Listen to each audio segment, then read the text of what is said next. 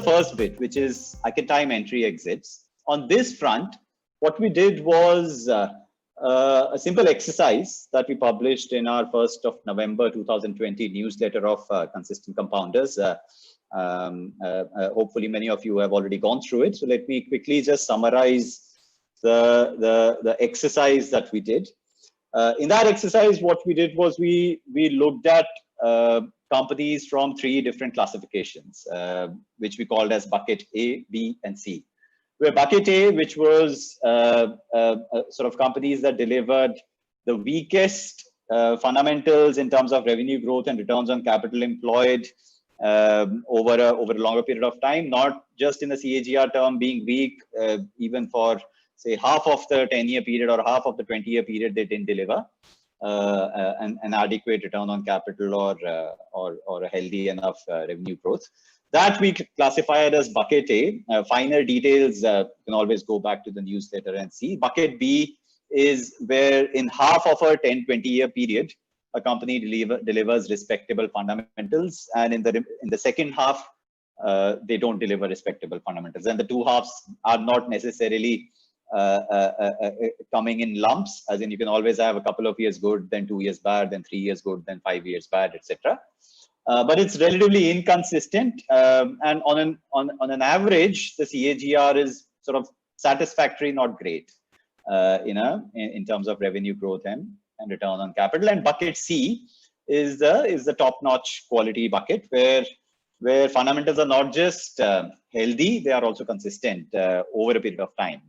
As in, it's not just a CAGR which is a healthy one, it's also the consistency over a period of time, which is also similar to what you all are probably aware of, is our approach in consistent compounder. So those are the buckets A, B, C, A being the worst in quality relatively, and C being the best. And then we define 2 types of investors. Investor 1 is Mr. Mortal, we named him like that, who doesn't know anything about timing entry exits. So all that he does is he enters with his annual investment corpus into equities at on the first day of every year, right? So let's say if he's looking at a financial year, on the 1st April of every year, he would invest his annual bonus and whatever savings that he's had over the last 12 months. Right? That's Mr. Mortal. He does that exercise year after year, and he believes that he cannot time entry exit. And Mr. Gifted is the other extreme, where Mr. Gifted has the hand of God in his head. He knows when will be a 52-week low during a 12-month period. And with that insight, he waits for the day when the 52-week low of a share price happens, and he invests at that 52-week low. Obviously, this is an exaggerated variant of what an investor can achieve, but yes, let's go for the Mr. Gifted, the most exaggerated variant of perfect timing of entry points, right? Now, if you were to do that on bucket A, B, and C, what you would see, and the table that is displayed here on the slide is of a typical Nifty 50, right? From a typical Nifty 50, and we analyze 2008 Nifty 50. If you do it on today's Nifty 50 or 2015's Nifty 50 constituents, the outcome will be very similar. Half of the stocks of the index fall in bucket A.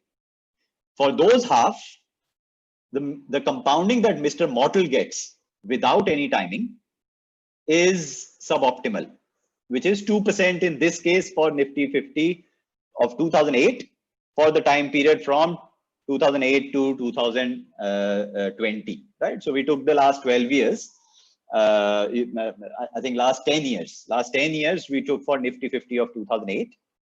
And the outcome was that half of the index was in bucket A, and that index compounded for Mr. Mortal at only 2% CAGR.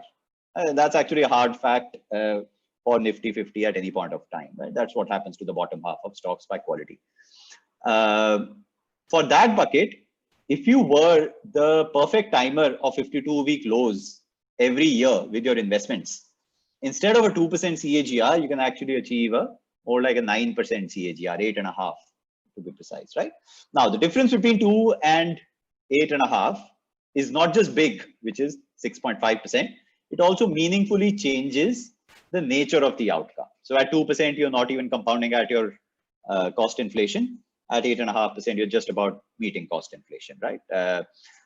And so on and so forth. That's what we did then for bucket B and for bucket C.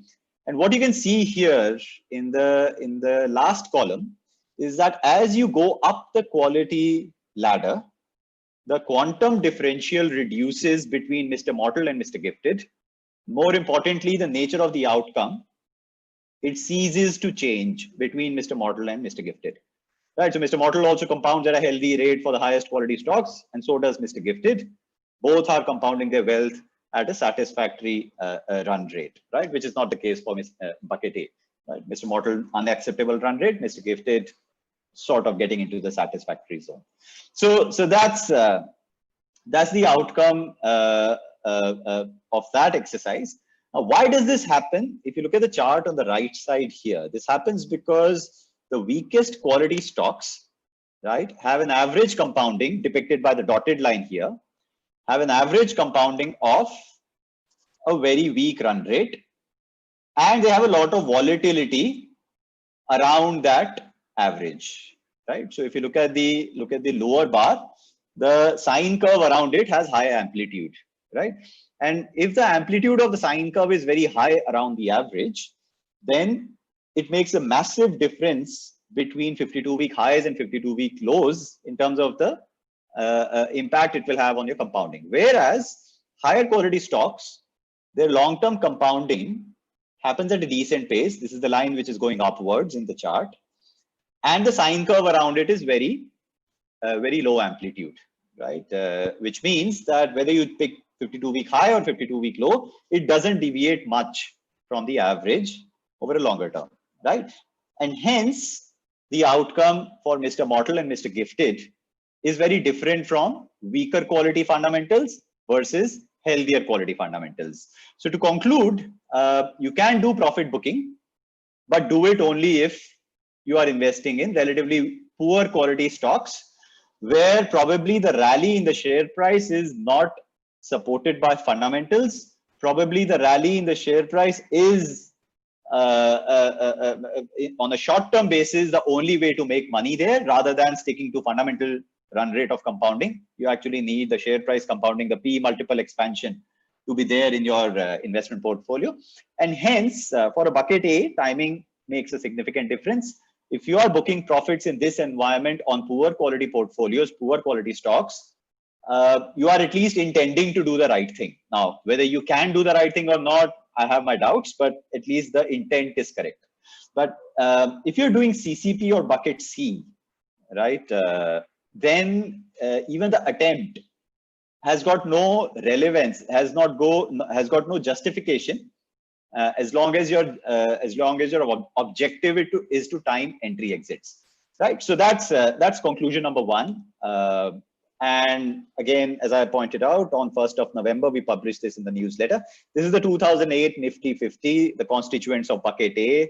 You can see the return of Mr. Mortal, which is without timing, and the outperformance of Gifted over Mortal.